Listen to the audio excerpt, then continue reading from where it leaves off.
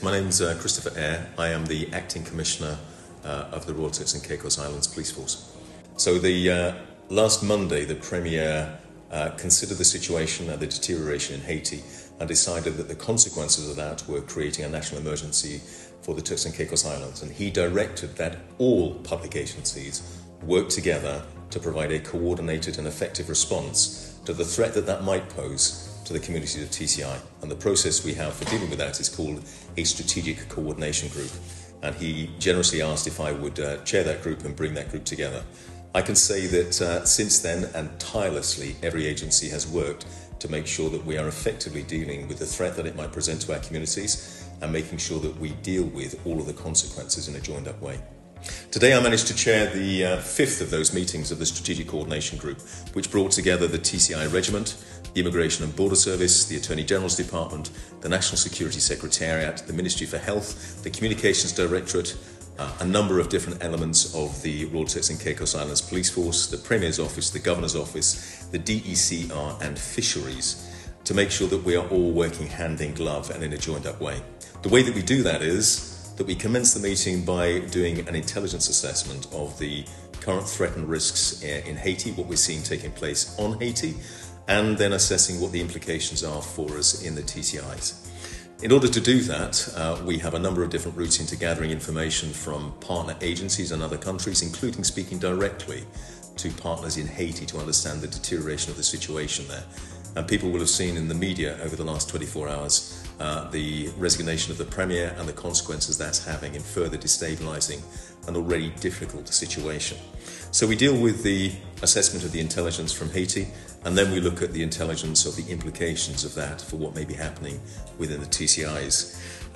Through that, we've identified at the outset that immigration crime, organised crime linked in with that, and any gun crime issues associated with it were going to be clear priorities for the group in the way that we gathered information and targeted our resources. We have, through that process, identified people that we think are involved in, who may be involved in facilitation or trafficking of people from Haiti to the TCIs, and they will be actively targeted by law enforcement agencies so we can bring them to justice for their offences. That work is underway, and proactive policing activity has commenced in that space to deal with them. Those top 10 targets, we will both enforce the law against them and seek to do everything possible to deter and disrupt their criminal endeavours to make sure we keep our communities safe. That's a process that we manage on a daily basis through something we call a tasking and coordination system, which happens in a daily way through the police service. In order to respond to the intelligence situation, we then monitor the air surveillance picture. And we have been working seamlessly with our partners from the United States, the Bahamas, Cayman, to gather a collective picture of the potential for illegal migration from vessels coming from Haiti.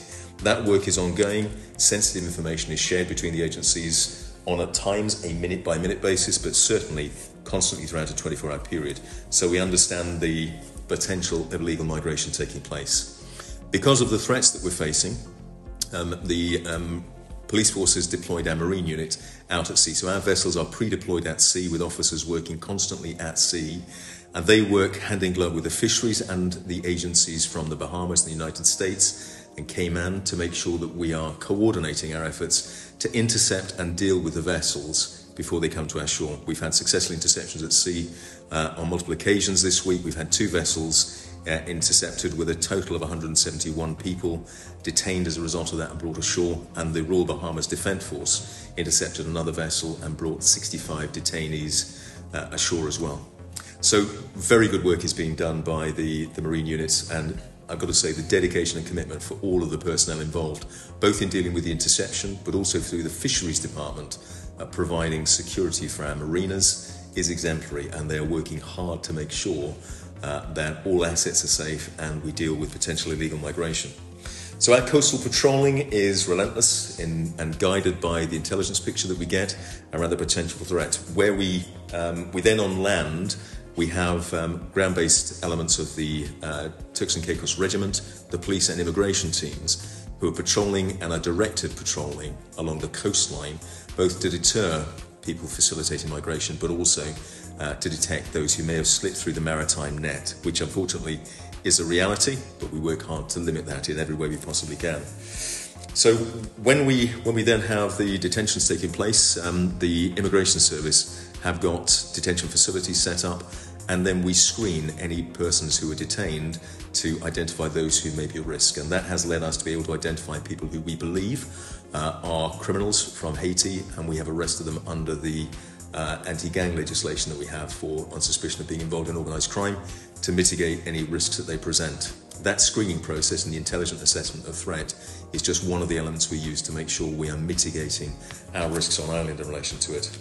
Of course, the Immigration Service, along with dealing with the detention of those people when they are arrested, also work extremely hard on the repatriation of persons to Haiti. I think all of your listeners will understand today that the situation in Haiti and the level of disruption there means that there are limitations on the number of flights that are able to go out at the moment. But the Immigration Service are highly professional. They are mapping and planning how they will deal with that when the air routes open up, and are considering alternatives that they may be able to pursue in the meantime. All of this work has been going on. I chaired the 5th Strategic Coordination Group this morning. We will meet again on Thursday morning.